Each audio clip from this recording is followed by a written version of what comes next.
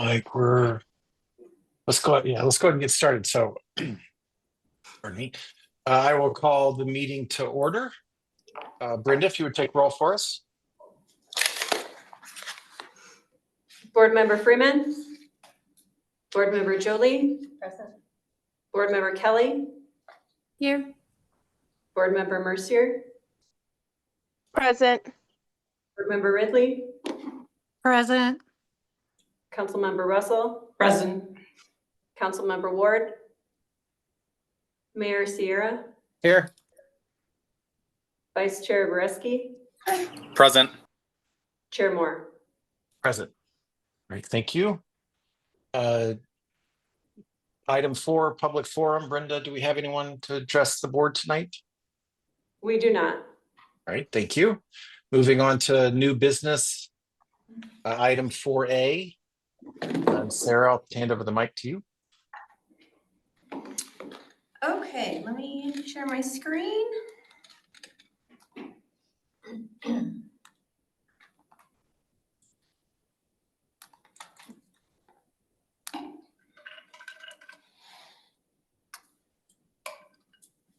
I think we missed the meeting minutes. Oh. Did we? Let me pause that.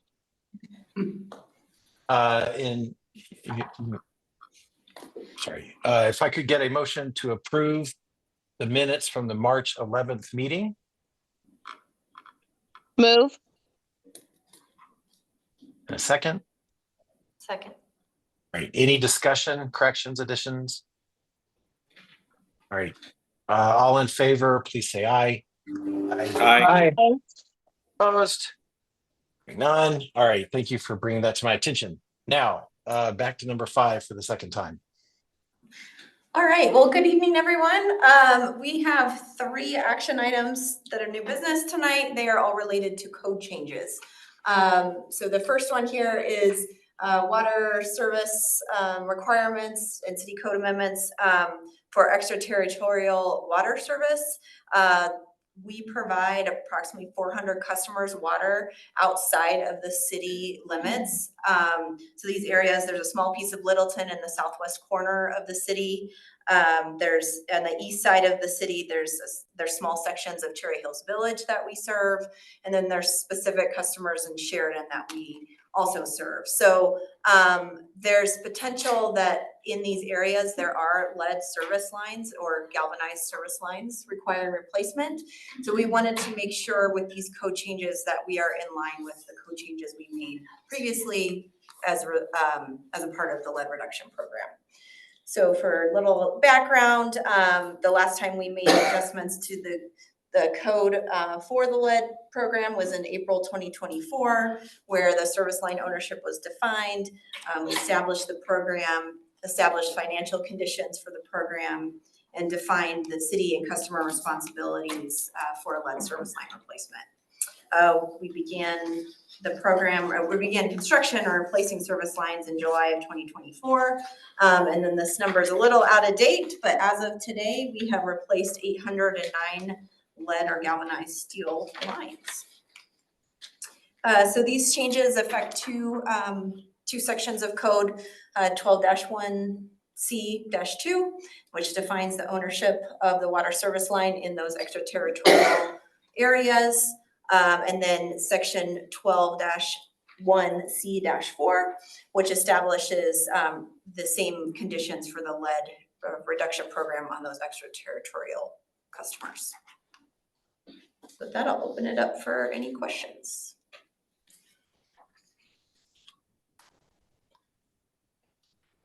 So was Can I speak? Oh, go ahead. Yeah, please. My question is, on the outside customers, do they pay higher fees for all of this?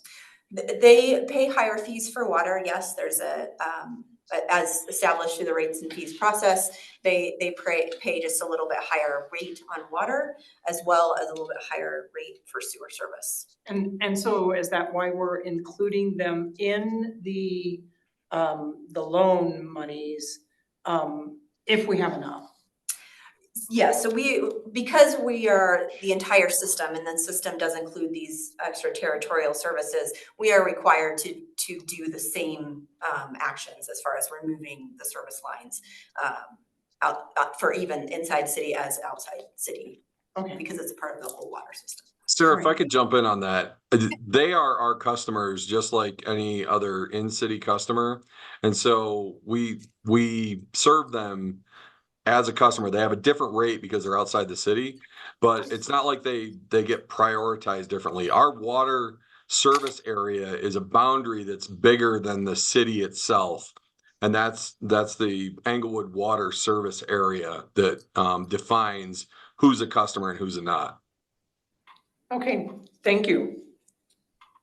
I had a question, Sarah. So when we originally went through and amended the code for Englewood, was it just an oversight that we didn't do this, or was it always planned to come later than the original? It was planned to come later than the original one, to start coordinating with those, with Littleton and with Cherry Hills Village and Sheridan, to make sure that they know what we're doing and what's coming. And once we established those requirements for the inside city customers, it was an easy fix to add that for the outside city Okay. customers. So they've been basically, to Peter's point though, they've been basically getting the same communications, same education and information as Englewood Correct. proper. Yes, so Okay. they receive the same bill that All the everybody notifications receives. and- Yes, Okay. exactly. And those outside city zones are the last zones that we're planning to do. So they will then also, as we refine the communication process, but they'll get similar communications, a postcard letting them know that we're entering into that zone, and then specific outreach to the homes that we would be verifying that's lead, and then outreach if they do have Okay. lead. Perfect, thank you.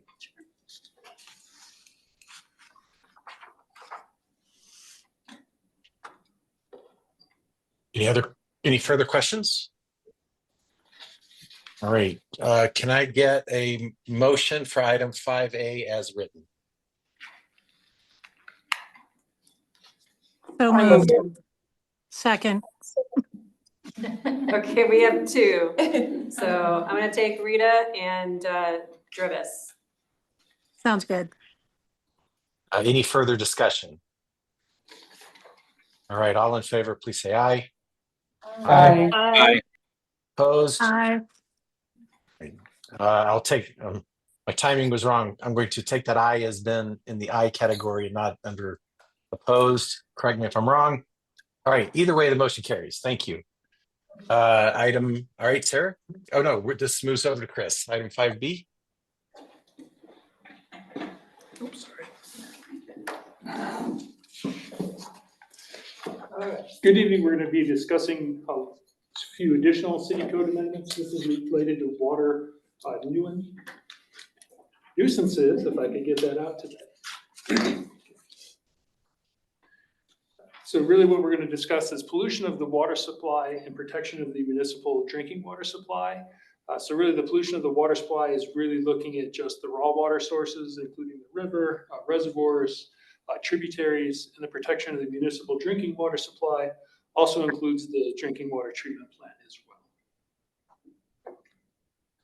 So the pollution of water supplies, we did add it shall be unlawful. So that is the addition under section C. And then also kind of link it to the Colorado Water Quality Control Act, which is basically Colorado's version of the Federal Clean Water Act. And then it also ties in rules and everything from Colorado Department of Public Health, so rolling that into the water supply. And then again, municipal drinking water was completely added, so that D is completely new. Really, a lot of the same language, but again, it does include the Allen Water Treatment Plant in there as well. And then this is affiliated with the Colorado Primary Drinking Water Regulations, which is also known as Reg 11. So that's what we follow. All of our regulations that we are under, we're CDPHE. Next, any questions?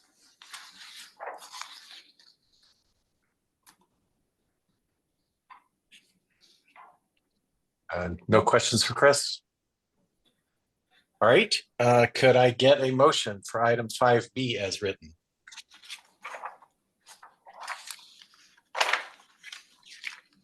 So moved. Second. All right, any further discussion? All right, all in favor, please say aye. Aye. Aye. Opposed? All right, motion carries. Moving on to 5C. Back to Sarah. Sure.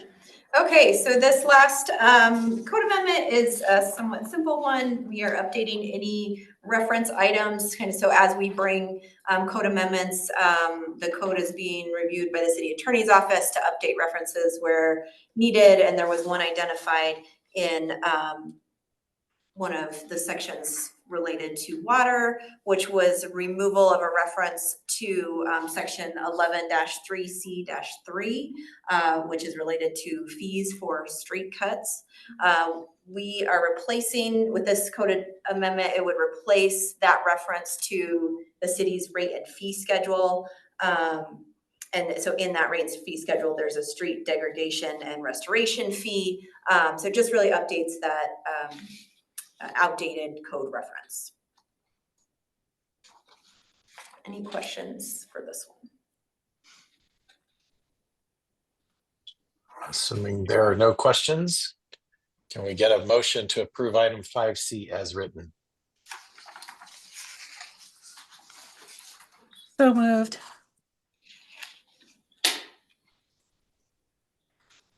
Anyone?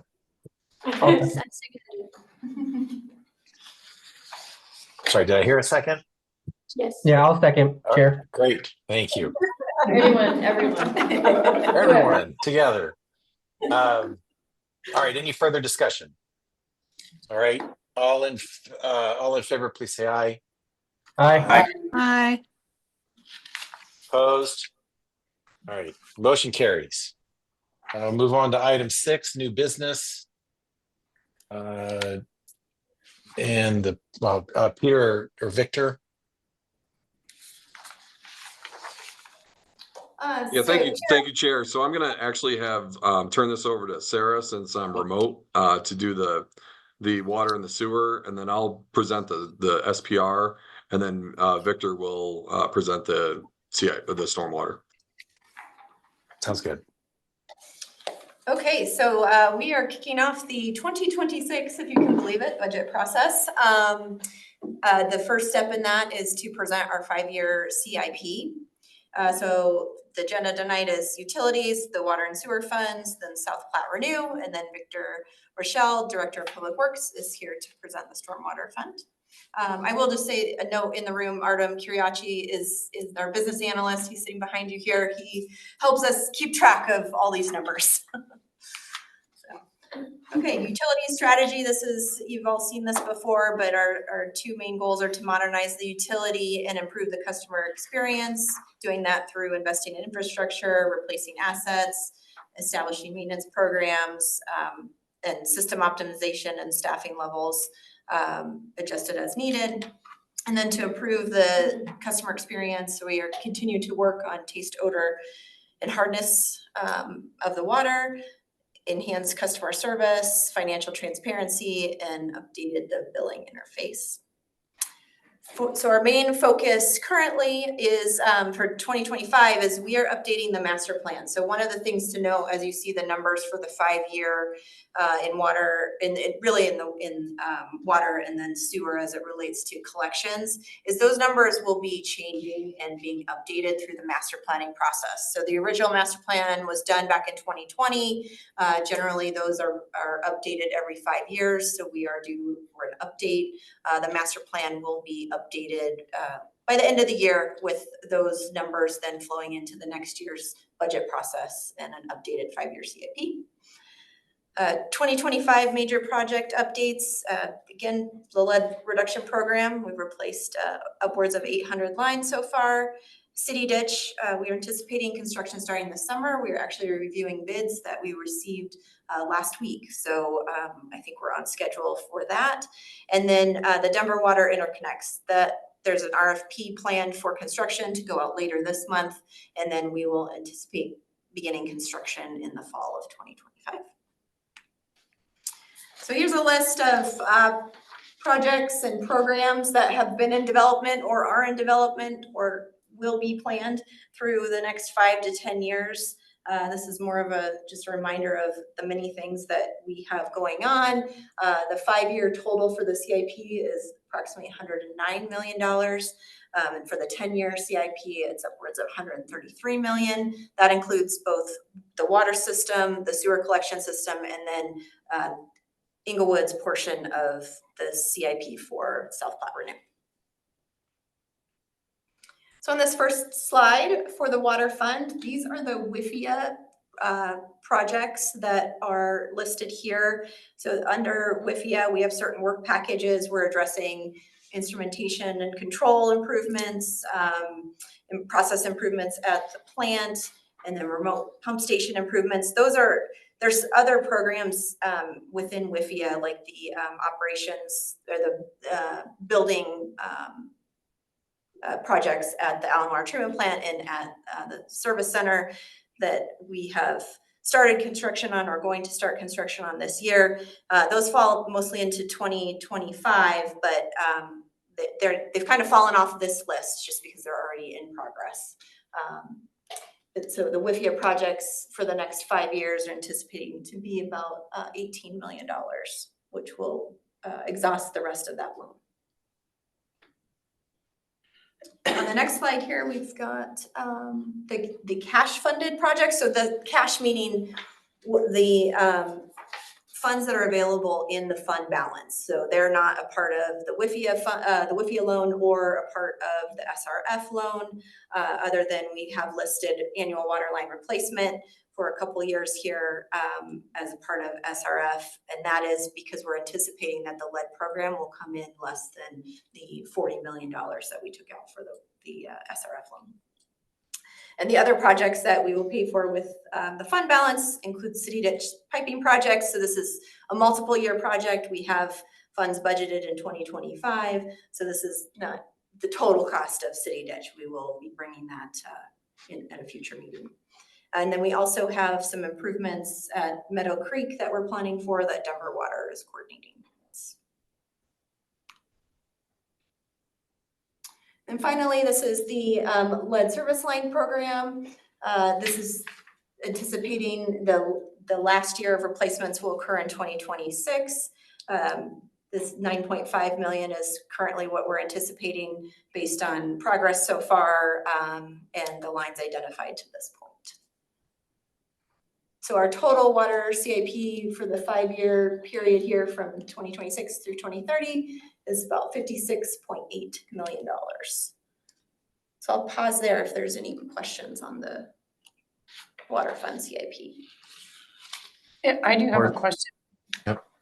The picture where the piping is going through the ditch, will that ever be closed in? So you mean this one here? Yes. Yes, so yes, the pipe would be, our intent is to cover the pipe along city ditch.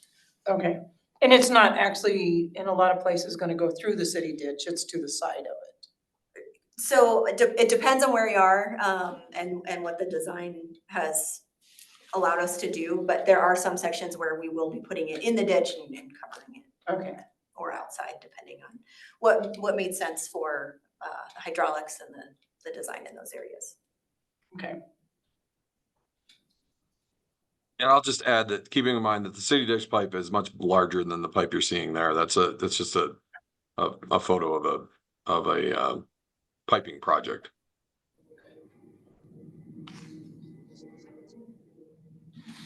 Is there a reason that, so on the sewer capital projects there, that there's a decrease in the dollars in 29 and 30? Why is that not remaining consistent? Are we anticipating less work in the future or less cost? So switching over to sewer. Oh, sorry, were we not there? We weren't quite, we were in water, but I can hold my question then. With no other Yep. questions Yep. for water, I can move to sewer. So sewer is largely informed by the CIP budget for South Platte Renew. So that's the first line there. We contribute 50% to that. And Peter will present South Platte's budget here shortly.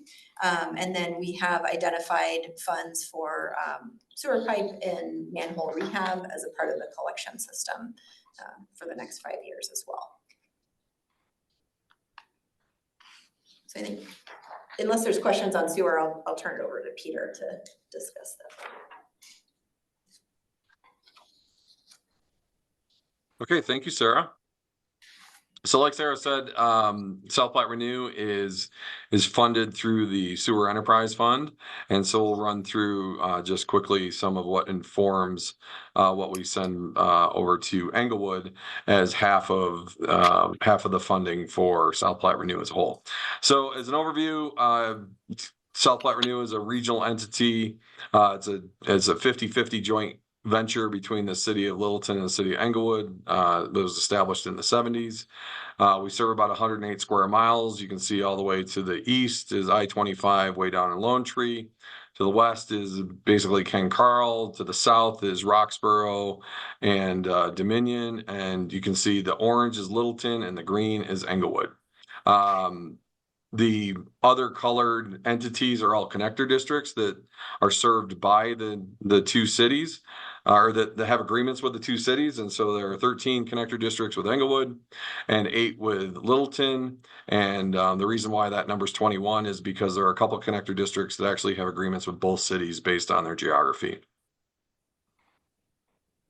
So we completed a strategic plan last year and developed our 5 main pillars for our strategic plan, which are proactive long-range planning and investment, fiscal responsibility, innovation and partnerships, SPR safe, and the employee experience. Next slide. So this is our capital plan. So we completed a 5-year update to our master plan last year. And this is the most current information based on that work that was done in 2024, which is what we're planning to do with the Water and Sewer Fund this year, because that's the 5-year anniversary for when we did the first round of master planning on the Water and Sewer Fund. We did the master planning in 2018, 2019 timeframe at South Platte Renew. And so you can see there's a number of projects that we have coming up. These are all projects that are they're largely associated with nutrient removal, some other forms of contaminant removal, and rehab and reinvestment in aging infrastructure. Now there is one, the 4th line down, you'll see there is cooling towers, full-scale implementation. That is a very expensive project. We are working with the regulators to work to either delay or come up with a better solution than cooling towers. Essentially what that is there are a couple points in time during the year that the water that we discharge out of South Platte Renew exceeds the temperature allowed based on the river temperature. And the only way to bring that water that we are discharging out of South Platte Renew down is through the use of cooling towers. Now, that we are not the only entity that's facing this. Metro Water Recovery is also facing this. And so we are in a coordinated effort with CDPHE to try to find better solutions than cooling towers, because all you're doing at that point in time is you're shifting away from the temperature issue and turning it into an energy consumption and an air issue, essentially, from the emissions from that energy consumption. And so this is to match a curve that was developed by the state several years ago to protect an endangered fish called the Johnny Darter.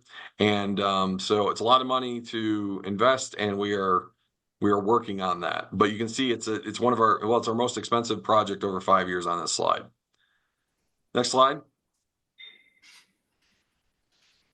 So you can see here just additional projects that we have. Phosphorus, our pilot and research center, that is how we are continuing to advance our projects. So coming up with better solutions than cooling towers. And so we have a proactive, forward looking way of looking at new technologies and testing new technologies to get us the best solution to ultimately save us money in the long run. And then you can see we're continually working on all the different streams, whether it's the solid stream or the trickle filter. There's stuff in there that's PNA, PDNA. PDNA is partially denitrifying anammox. So it's got to do with bacteria and the way that bacteria removes nutrients. And if you ask me to go deeper than that, I would have to call someone else in to help with that. But it's essentially the kind of advanced treatment technologies that we're looking at. So you can see as a theme, the grand total is right around 16 or 17. It drops a little bit, dips to 14. But in 2030, that is when we have a pivot in our long range planning, where it moves from about 15 to 16 million a year to 30 to 35 million a year. And that is based on the significant needs that we have, both from a nutrient treatment perspective, but also from just an aging infrastructure perspective. By the time you hit the 2030s, some of those buildings are 60 years old. And for example, the Headworks building has scheduled for complete replacement. And that's not an inexpensive project. And so there's a pivot that occurs around the end of the decade, around 2030, in our planning that shifts the funding needs for South Platte Renew to stay compliant with regulations and stay current from an infrastructure perspective. But we have some time. We have 5 years to plan for it. It is just starting to get into the 5-year window. So the total for 5 years is 100 million. And that is split between the two cities 50-50. So Englewood's portion of that would be 50 million. Next slide. So that is it for South Platte Renew. Any questions on the projects that we're working on? So I have a question, Peter. So all these experimental processes, you guys don't have any kind of decision making in that? Is that just something is proposed by the AFIA?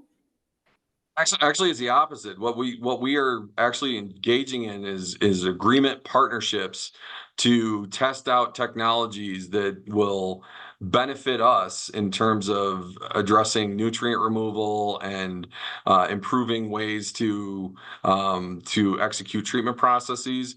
And we enter into agreements with whether it's the Water Research Foundation, or right now we have an agreement with NREL that's also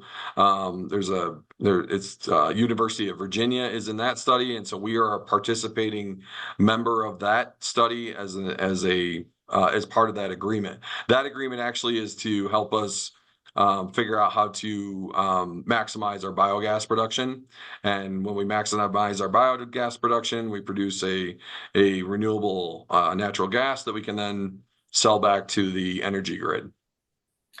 So part of this, please help me understand this PSG-01. So bunch of cities get together and they fund the university to come up with a possible solution. So they're so that is that where that money is invested into that, like you guys they're charging for that, or is that because we're going to utilize it, or is this part of the So our approach, so we have over the next 15 years, the regulations are just getting more and more stringent, and we know we have significant this is the most significant regulation that's going to face us is regulation 31. And based on and that's a nutrient regulation, which lowers our nitrogen and phosphorus removal levels to a point where the existing plant can't do it. So what we have to do is we have to raise complete processes and install new processes. So instead of just waiting until the time of that deadline and saying what technology is available, for the last 5 years, we have taken a proactive forward looking approach to innovation, where we are working with as many universities and technology providers to come to our facility to test out their new technologies to help us drive down those costs that we know we're facing down the road. And we're already seeing some results in that. So the PD&A trailer that I talked about that came through Park, what that does is that actually offsets our methanol need. So we need methanol, we inject methanol into the process. It's a carbon source. If we can utilize this bacteria, and it's a leading edge bacteria, if we can utilize that bacteria, then we reduce our total methanol usage. And so that's just one example of which there are about 25 or 30 different things that we're looking at right now, because there are so many different processes and so many different regulatory requirements that we face over there. So the whole point is, instead of waiting until the deadline, we're leading the way. And if there's a technology that works, we know it works at our facility. Thank you, Peter.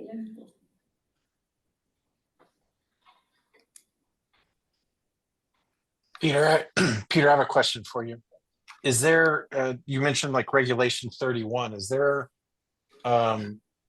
expectation or potential for kind of a drastic change in the regulatory framework under the current administration that would make,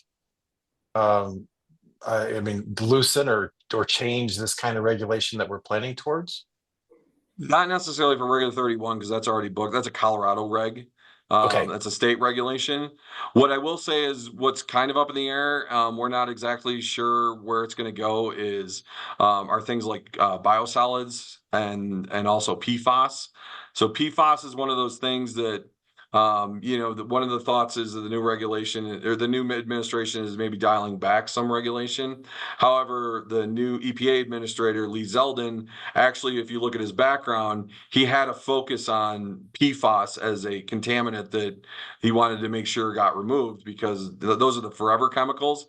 And so it's hard to tell whether it's going to be a relaxation on PFAS regulations, or because Lee Zeldin comes from a space where he focused on PFAS, that maybe EPA continues to drive even farther into the PFAS. We just don't know right now. It's kind of we're waiting to see, basically. I guess that's ultimately the question, that we're not investing too early in certain steps if we, have the risk of dramatic change. That's one of the most fundamental things that we do, is that we incrementally try to solve things at a pilot scale to try and find solutions, for the sole reason of not spending too much money too soon. So what we don't want to do is we don't want to spend far ahead of time the money that, we don't want to get too far ahead, but we also don't want to be so far behind that there's only one or two different solutions we can come up with. And so this is our way of balancing that long-term uncertainty with finding the best technologies to create the best value for our customers. Thank you. Any further questions? All right, I think we're good. Thank you. I think it's up for Victor now.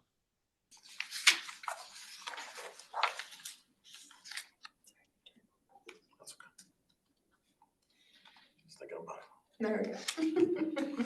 All right, good afternoon, everybody. Victor Rochelle, Director of Public Works. So going to go over our 2026 stormwater plan. So covering the funding sources, we have a couple of different streams. We bring in approximately 3.4 million annually in user revenue.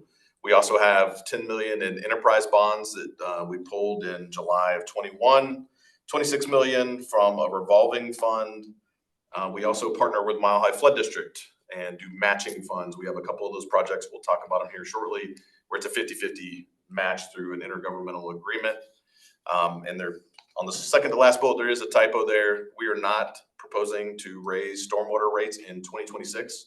We did raise them in 2025 this year, but next year we're going to pause. And as noted in the last bullet, we're kicking up a rate study to see where we're at and make sure we're in line. And we'll be coordinating, of course, with utilities and making sure we're looking at the whole picture as well when comparing to our surrounding jurisdictions. So overview real quick on projects we've got going on in stormwater. So we're going to be continuing and wrapping up our mapping and inventory. We're probably, I would say, 80% to 85% of the way there. Got a little bit more to do. We're looking at maintaining our storm sewer in a proactive manner. We have a fully staffed stormwater operations team, knocking on wood over here, that are out in the field on a regular basis. And we're continuing to construct those improvements that add capacity and system reliability.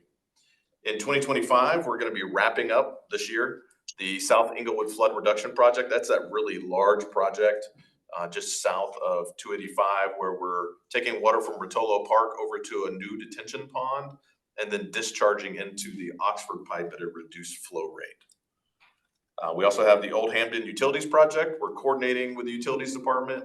That is stormwater as well as some water and sewer improvements in Old Hampton. That's under construction now as well and supposed to be wrapping up in the fall of this year. And then, as I mentioned a minute ago, our inventory and condition assessment. We still have a little bit to do on the north side, some pipes that we're adding into the system that were previously not included. And we have completed the south side of the city. Fund balance for the enterprise fund for stormwater. So beginning of the year, we were just over 10 million. We are estimating to spend 7.7, or excuse me, bring in 7.7 and spend 7.5. And at the end of the year, come out around 10.5 million for our capital request this year. And we'll cover a little bit more detail on the next slide. We're looking at 1.6 million requests for 2026. Here's a breakdown of our 5-year capital requests. So top line is our rehabilitation and repairs to existing. That's a reoccurring 400,000. That allows us to address issues that we find in pipes, manholes that need to be repaired, things of that nature. The next line item is the Dry Gulch, Harvard Gulch Master Drainage Way. That's a 50-50 split through an IGA with Mile High Flood District. And that project, a consultant is being hired to do the design and begin construction hopefully this year in that stretch. The next project is also a partnership with Mile High Flood District. That's the South Englewood Drainage Way Plan. Right Water is looking at that for us. They're comparing what we've already done in the South Englewood Basin to rain data and current flows to see if there's anything else we need to do in that basin, which is plausible. Next, small drainage area improvements. Again, this is adding an inlet here and there. We, just as an example, this year, 2024, we added an inlet in the Acoma Alley. There's an alley back there that's known and prone to flooding. We added an additional inlet in that area. We're also swapping out some other inlets that are known to clog, rebuilding them. The grates aren't the best style, and adding additional inlets to get that water off the street into the pipes and down to South Platte. Last item on here is Little Dry Creek. So this is, think about Little Dry Creek Plaza over there. We're working with Mile High Flood District. The last time this basin was studied was 1976. It is time for a refresh on that, I think. And we're working with a consultant and Mile High Flood District and looking at opportunities and options for things like potential upstream detention. We expect, and it was noted in the 1976 study, that the pipe that pulls water from Little Dry Creek Plaza all the way through to behind Civic Center here is not sized necessarily for the 100-year. So they're working on updating that analysis to confirm what size is needed, what changes are needed. It could be an additional pipe, and if there are opportunities for upstream detention.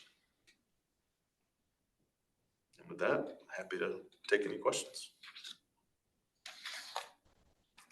So are you adding additional drains on Old Hampton, storm drains on the south side? Were there, I had a constituent call and asked for a drain, an extra drain put in. I think that you all looked at that. Was that on the south side? If it's the one I'm thinking of, there was a medical facility. Yes. We are putting one on the north side there because I forget the cross street that drains down, but it is down sloping towards Old Hampton. So we are trying to capture that water before it gets to Old Hampton. Okay. That area is heavily shaded. The concern was icing in the winter. Right. And with the building shade there, if we get temps, 35 and under, it starts to get slushy and then it starts to pile up. So our goal with that project, adding a new drain in that particular area, was to capture it before it got into that freezing area. All right, I appreciate you looking at that. Yeah, absolutely. And I also appreciate the fact that we're taking a pause next year to look at the fee schedule. Yeah. Our previous fee schedule did expire, and so we want to refresh that and bring it back up, and then, of course, coordinate with utilities and make sure we're looking at the whole package as we propose any rate changes. Okay, thank you, I appreciate that. I maybe have a more kind of general question. I think about all the numbers that we're looking at here. And I hate to even say the T word here, but tariffs. So have we taken any potentially some pretty heavy tariffs into account with any of the numbers that have been provided here? Because obviously things are going to cost more potentially. Is there any sort of cost escalator in here for this, or how did you guys kind of think about that prior to this presentation? Well, for stormwater, a lot of these numbers, especially when it's Mile High Flood District, are almost seed money because the projects are being developed and the estimates are coming. And so we may have to pivot, and hopefully we've overfunded.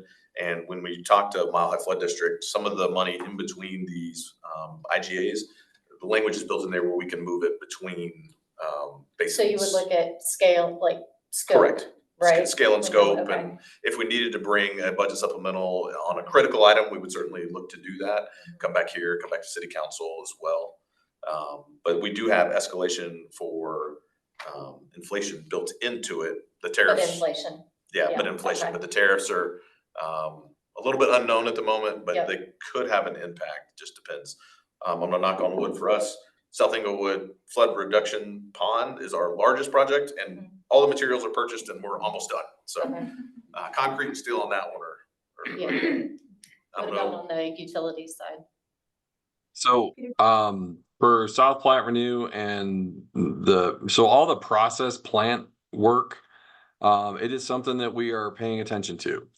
Now, a lot of our work is done through, a lot of our work is funded through WIFIA, which already has provisions in it for American Iron and Steel and utilizing Davis-Bacon wages, things like that. So some of some of that cost escalator is built into the fact that the federal loans require us to use more domestic products. Now, there are so many different components of domestic products that may be coming from other countries that are facing tariffs. And given that a lot of we have a lot of electronics, we have a lot of specialty actuators, things like that. Right now we are watching it. We think there's going to be some increase. We're not exactly sure how much it's going to be. If it becomes highly substantial, we're going to have to step back and probably reprioritize. Because it's not the type of situation where we can just absorb a 30 or a 50% cost increase on projects based on the long-term financial plan and long-term capital plan.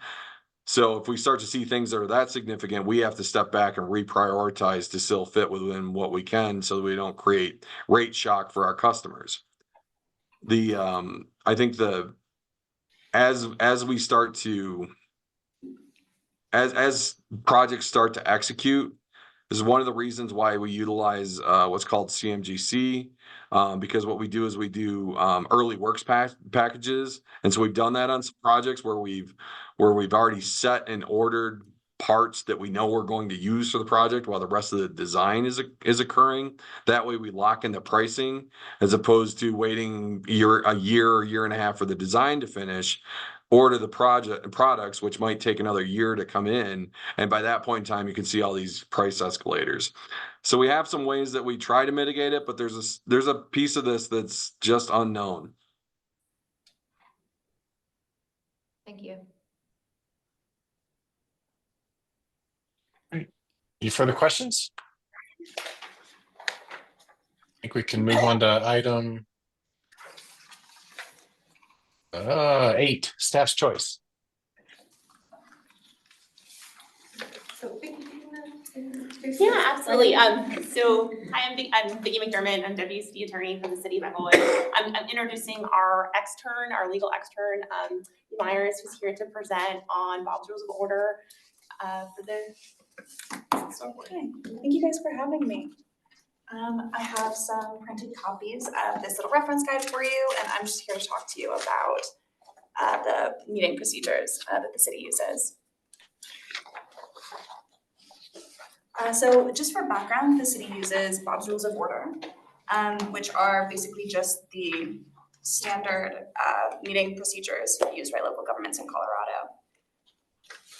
It was adopted in 2018 and updated in 2023, and then Englewood made some small changes in 2024 that aren't in the published copy.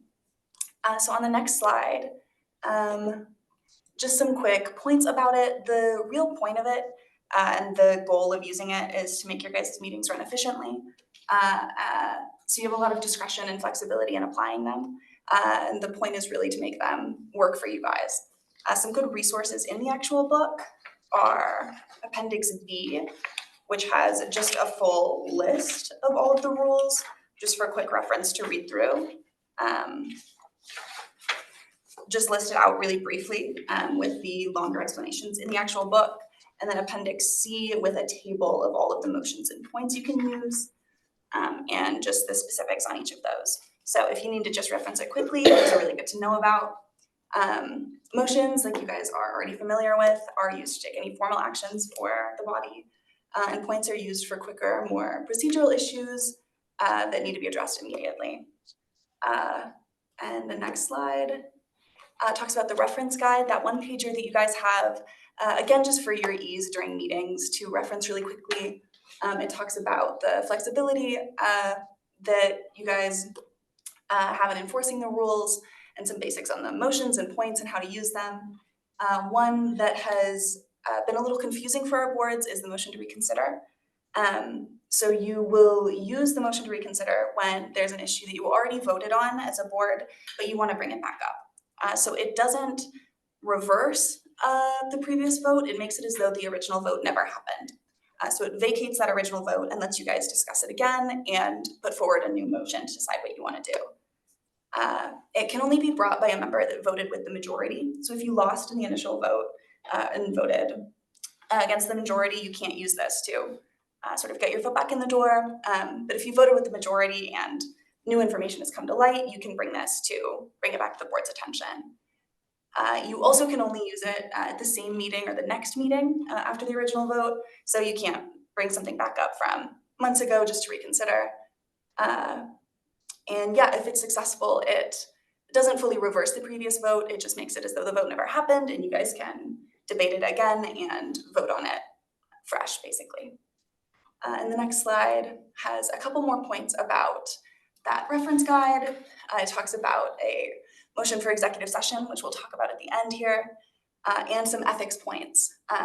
Just for your clarity, it talks about some of the differences between the appearance of impropriety and a true conflict of interest. And the key difference there is that if it's a true conflict of interest that you have on a matter, you have to recuse yourself and you can't vote on it.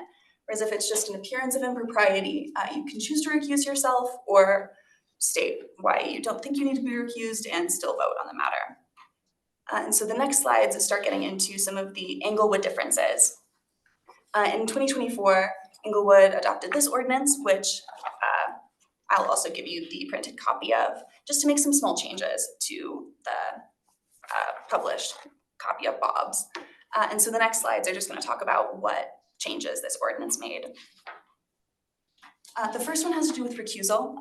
Like we just mentioned with conflicts of interest, if you're recused on a matter, the original Bob's Rules of Order would have you leave the room, but because of Colorado open meeting laws, we can't require you to fully leave. So you don't get to vote, but you can stay in the room and still listen to the debate. And the next one is another small change. If you are the moving member to introduce a motion, you get the first opportunity to speak in debate, and the Englewood change just gives you the opportunity to also speak last on the debate. So pretty small change, but you get to open and close the debate on your own motion. And the next one is with the summary of debate. So this one doesn't originally exist in the Bob's Rules of Order. Englewood just added it so that after you guys vote on a motion, you can request that a summary of the debate that was had is added into the minutes. So just for clarity, looking back and reviewing what you guys talked about, you can move to have a quick summary added in. And the next one adds an additional point that also isn't in the original Bob's, but that Englewood added with this ordinance. And it's a point of decorum. It functions really similarly to the other points. It's just used in different instances if you think someone is violating the rules of decorum. So for example, if someone is yelling or being disrespectful or violating the rules of decorum, you would use this one as opposed to like the rules of order, like if a motion wasn't properly introduced or something. So functions really similarly, just used in different instances to keep the meetings in order. And the last one is our last change on the motion for executive session. So with this motion, you guys would use it if there's a matter you want to discuss outside of a public meeting. So if there is confidential information being exchanged, or like for example, you want a confidential discussion with the city attorney, you can move to discuss it in an executive session. And in the original Bob's, you can't debate this motion. And so the Englewood change just lets you guys debate whether the matter is appropriate for an executive session. So you can't use it for everything to just discuss it in private. There are limited topics that you can use these for. And so the Englewood change lets you debate if the topic is appropriate for an executive session. And so those are all of the changes in this. We have an annotated copy with these changes as well as the ordinance and these one-page guides for you. And if you guys have any questions for us, let us know. And I'll leave this with you. Okay, thank you. So is everyone going to be getting a copy? Or is this just something that we ordered for them? We have just the one annotated copy. I believe the boards should already have copies of Bob's. Yes, that's correct. Back when City Council adopted the 2023 version, copies are passed out, but if any member does not have a copy, we can get that taken care of and ordered.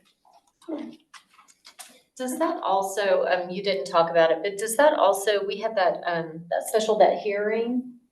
The quasi judicial hearing, yes. Yeah, is that covered in Bob's or in Englewood? Like, where would we find that information? Because that was the first time I had ever been in a hearing before, and I'd love to kind of understand how that process works a little bit. So it's in a couple of places. So Englewood Municipal Code does have certain requirements around quasi judicial hearings. So there are portions of our municipal code that address it. There's also portions within Bob's Rules of Procedure that address how certain things should be taken care of in a quasi judicial hearing. Okay. More information on that our office can provide. Okay. Going forward, especially before there's another hearing. Yeah, I was like, oh, what are we doing? I don't know. I'm confused. Okay, thank you. Thank you guys so much. Thank you. Thank you. Thank you.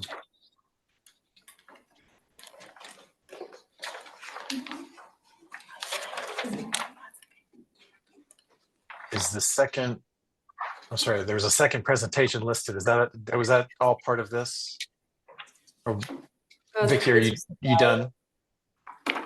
Yeah, that is all part of it. That link Great. in the agenda is to the reference guide. Okay. All right, thank you. The last item was board members' choice. We're going to, last time we talked about the chair and vice chair process and what we wanted to do about it. I didn't hear a strong desire from the board to adopt bylaws or impose any specific restrictions. I do think kind of, I'll call it in a voluntary process would actually be good. So I thought I would try proposing something to the board for the consideration tonight. And I'll make I'm just doing this to get the discussion going. So I'm gonna make a motion to recommend that future boards So let me be clear about this. I'm going to make a motion to recommend to future boards that they confirm their chair and vice chair decisions every 2 years, generally after the regular seating of new members, with no specific requirements on term limits. So if I could get a second on that motion, we can open it up for discussion. I'll second. Okay. Now, yeah, please, floor is open for reaction to that and any other suggestions of how the board would like to proceed on the vice chair setup. Got a lot of background noise all right, that helped, I think. Oh, there we go. There's a hand, I'm sorry, a lot of background noise. I'm not sure what's going on. I do see a hand raised. I can't see who it is. Could you want to just go ahead and speak up? It's me, John. I just want to kind of reiterate what I said in our last meeting, that I think in the right type of board, not having term limits for the chair is beneficial, and I think that this board has proceeded in a healthy manner. It's up to future boards to decide how they want to move forward with rules, but I think for now I'm okay with the idea of no term limits at this time.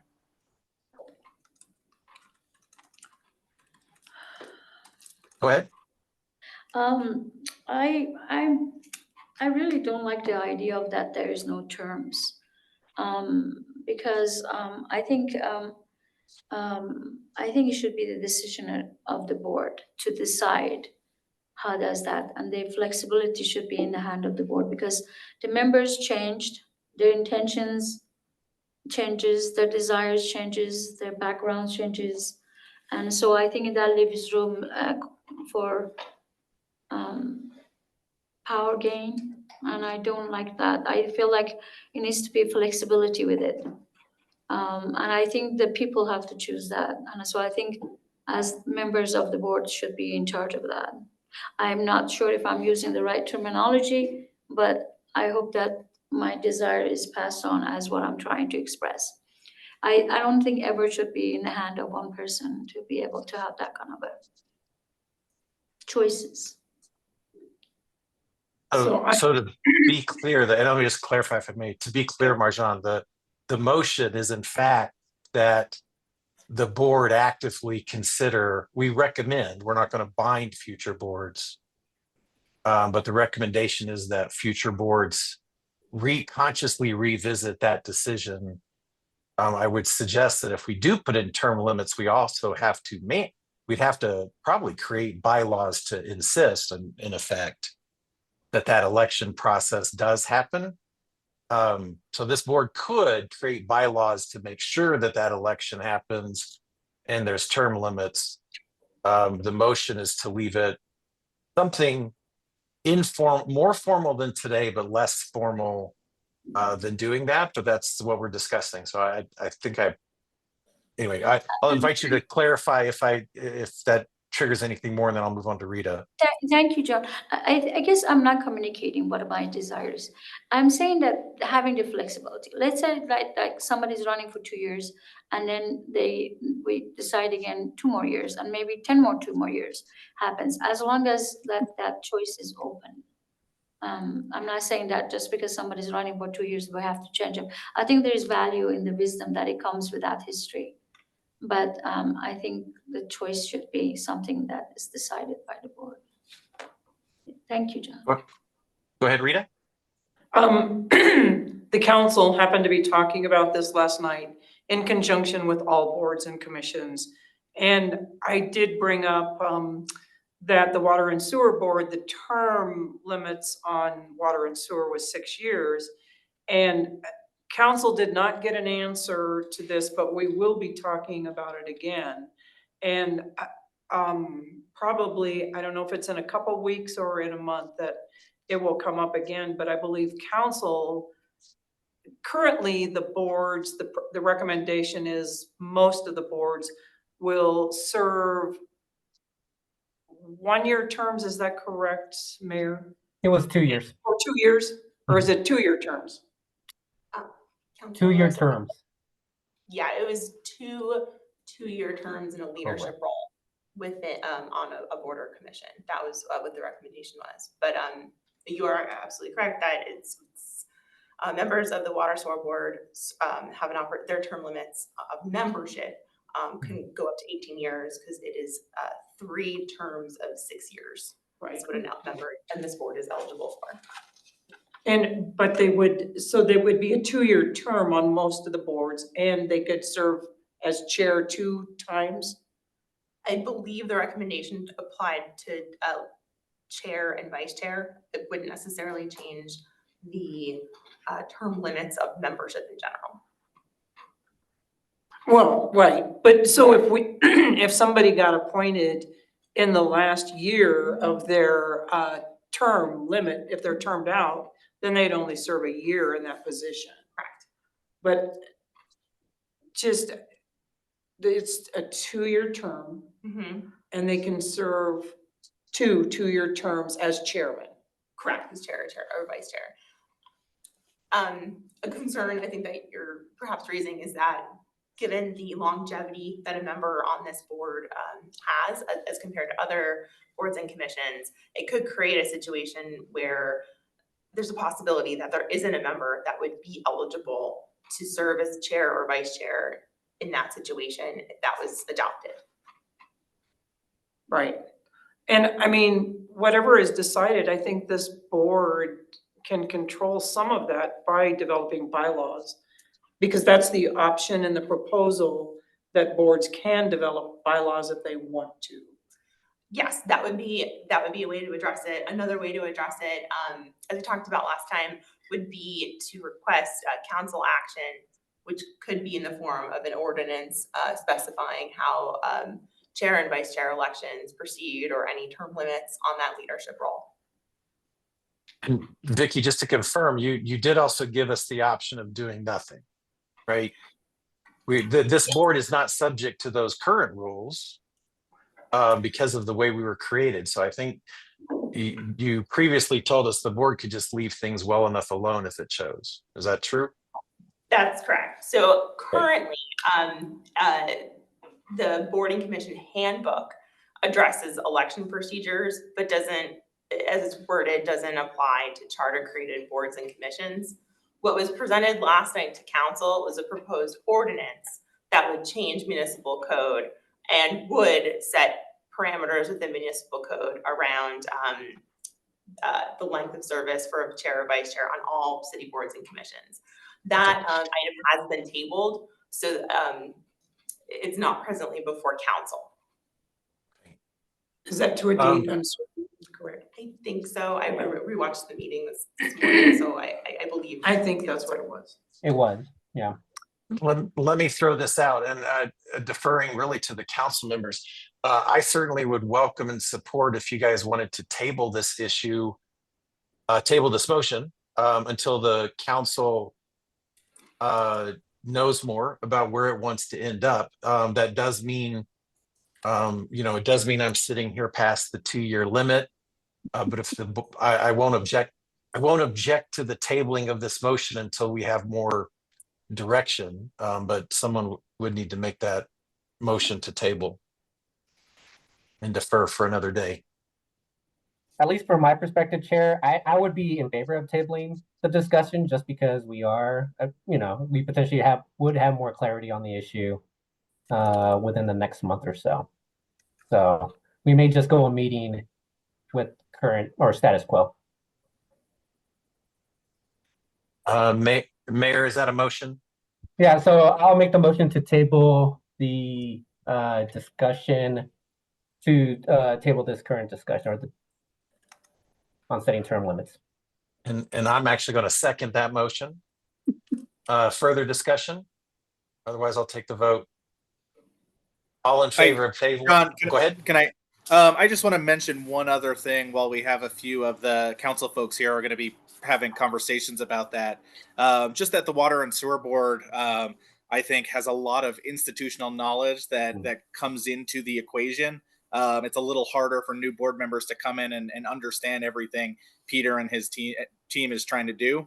I think the same applies to being chair. I know John meets regularly with Peter to make sure everything runs smoothly on these meetings because the topic and agendas are pretty complex from time to time. So I know the opposite of what we want to do is have carve outs for water and sewer board again as we bring it back to council. But I do think this board is a bit different than others, and it's something that we should consider potentially not having a blanket policy for. Thanks, Ty. Any further discussions before we vote on tabling this motion? All right, all in favor of tabling this to another day, please say aye. Aye. Any opposed? All right, the motion is tabled. Because we have our Bob's Rules of Order experts around, I don't think I need to do anything further with respect to the original motion, right? That takes care of it for tonight. Yes, that would take All right, care of it. great, thank you. I appreciate the discussion. Is there any other issues under board's choice? All right, hearing none. The meeting is adjourned. Thank you, everybody. Have a good evening. Thank you, Chair. Thank you, everyone. Bye, everybody. Thanks. Good evening. Next meeting.